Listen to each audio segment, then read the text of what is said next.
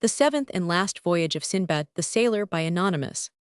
On my return home from my sixth voyage, I had entirely given up all thoughts of again going to sea, for besides that my age now required rest, I was resolved no more to expose myself to such risks as I had encountered, so that I thought of nothing but to pass the rest of my days in tranquillity. One day, however, an officer of the caliph's inquired for me. "The caliph," said he, "has sent me to tell you that he must speak with you." I followed the officer to the palace, where, being presented to the caliph, I saluted him by prostrating myself at his feet. "Sinbad," said he to me, "I stand in need of your service. You must carry my answer and present to the king of Serendib." This command of the caliph was to me like a clap of thunder. "Commander of the faithful," I replied, "I am ready to do whatever your majesty shall think fit to command, but I beseech you most humbly to consider what I have undergone. I have also made a vow never to leave Baghdad." Perceiving that the caliph insisted upon my compliance, I submitted, and told him that I was willing to obey. He was very well pleased, and ordered me 1,000 sequins for the expenses of my journey. I prepared for my departure in a few days. As soon as the caliph's letter and present were delivered to me, 288 I went to Bussorah, where I embarked, and had a very prosperous voyage. Having arrived at the Isle of Serendib, I was conducted to the palace with much pomp, when I prostrated myself on the ground before the king. "Sinbad," said the king, "you are welcome. I have many times thought of you. I bless the day on which I see you once more." I made my compliments to him, and thanked him for his kindness, and delivered the gifts from my august master. The caliph's letter was as follows. "Greeting, in the name of the sovereign guide of the right way, from the servant of God, Harun al-Rashid, whom God hath set in the place of viceregent to his prophet, after his ancestors of happy memory, to the potent and esteemed Raja of Serendib. We received your letter with joy, and send you this from our imperial residence, the Garden of Superior Wits. We hope, when you look upon it, you will perceive our good intention and be pleased with it. Farewell." The caliph's present was a complete suit of cloth of gold, valued at 1,000 sequins, 50 robes of rich stuff, 100 of white cloth, the finest of Cairo, Suez, and Alexandria, a vessel of agate, more broad than deep, an inch thick and half a foot wide, the bottom of which represented in bas-relief a man with one knee on the ground, who held a bow and an arrow, ready to discharge at a lion. He sent him also a rich tablet, which, 289 according to tradition, belonged to the great Solomon. The king of Serendib was highly gratified at the caliph's acknowledgement of his friendship. A little time after this audience, I solicited leave to depart, and with much difficulty obtained it. The king, when he dismissed me, made me a very considerable present. I embarked immediately to return to Baghdad, but had not the good fortune to arrive there so speedily as I had hoped. God ordered it otherwise. 3 or 4 days after my departure we were attacked by pirates, who easily seized upon our ship because it was not a vessel of war. Some of the crew offered resistance, which cost them their lives. But for myself and the rest, who were not so imprudent, the pirates saved us, and carried us into a remote island, where they sold us. I fell into the hands of a rich merchant, who, as soon as he bought me, took me to his house, treated me well, and clad me handsomely as a slave. Some days after, he asked me if I understood any trade. I answered that I was no mechanic but a merchant, and that the pirates who sold me had robbed me of all I possessed. "Tell me," replied he, "can you shoot with a bow?" I answered that the bow was one of my exercises 70 in my youth. He gave me a bow and arrows, and taking me behind him on an elephant, carried me to a thick forest some leagues from the town. We penetrated a great way into the wood, and when he thought fit to stop, he bade me alight. Then showing me a great tree, "Climb up that," said he, "and shoot at the elephants 290 as you see them pass by, for there is a prodigious number of them in this forest, and if any of them fall, come and give me notice." Having spoken thus, he left me victuals and returned to the town, and I continued upon the tree all night.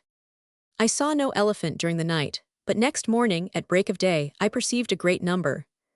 I shot several arrows among them, and at last one of the elephants fell, when the rest retired immediately, and left me at liberty to go and acquaint my patron with my success.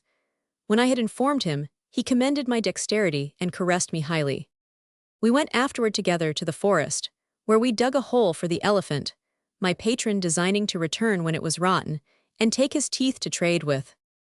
I continued this employment for 2 months. One morning, as I looked for the elephants, I perceived with extreme amazement that, instead of passing by me across the forest as usual, they stopped, and came to me with a horrible noise, and in such numbers that the plain was covered and shook under them.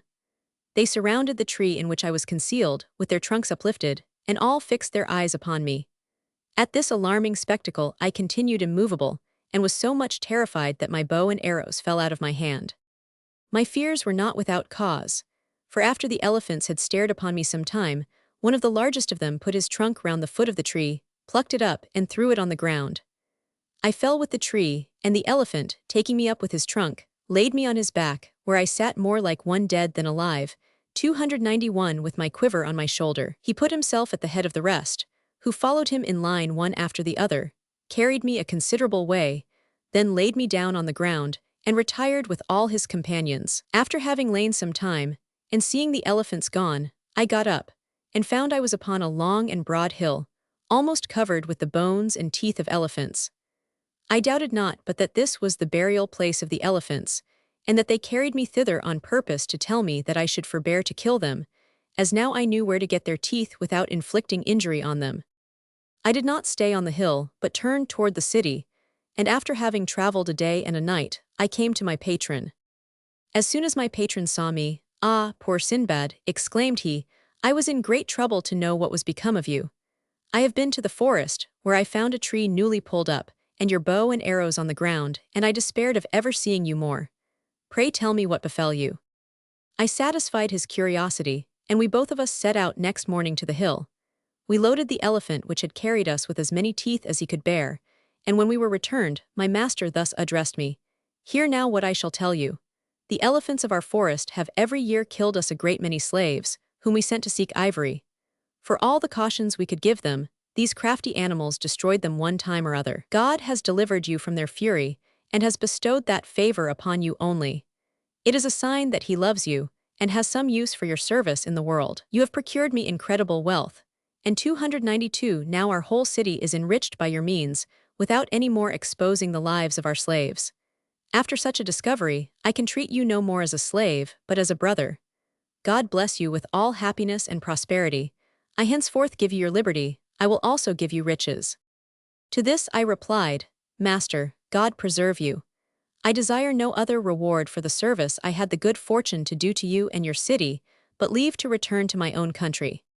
"Very well," said he, "the monsoon 71 will in a little time bring ships for ivory. I will then send you home." I stayed with him while waiting for the monsoon, and during that time, we made so many journeys to the hill that we filled all our warehouses with ivory. The other merchants who traded in it did the same, for my master made them partakers of his good fortune. The ships arrived at last, and my master himself, having made choice of the ship wherein I was to embark, loaded half of it with ivory on my account, laid in provisions in abundance for my passage, and besides obliged me to accept a present of some curiosities of the country of great value. After I had returned him 1,000 thanks for all his favors, I went aboard. We stopped at some islands to take in fresh provisions. Our vessel being come to a port on the mainland in the Indies, we touched there, and not being willing to venture by sea to Bussorah, I landed my portion of the ivory, resolving to proceed on my journey by land. I realized vast sums by my ivory, bought several rarities, which 293 I intended for presents, and when my equipage was ready, set out in company with a large caravan of merchants.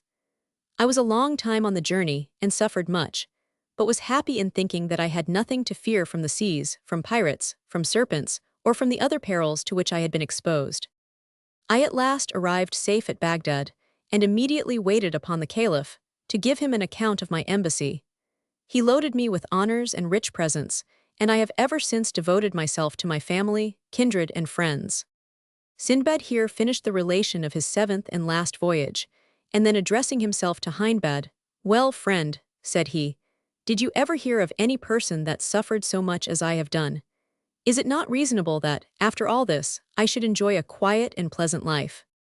As he said these words, Sinbad kissed his hand and said, "Sir, my afflictions are not to be compared with yours. You not only deserve a quiet life but are worthy of all the riches you possess, since you make so good a use of them. May you live happily for a long time." Sinbad ordered him to be paid another 100 sequins, and told him to give up carrying burdens as a porter, and to eat henceforth at his table.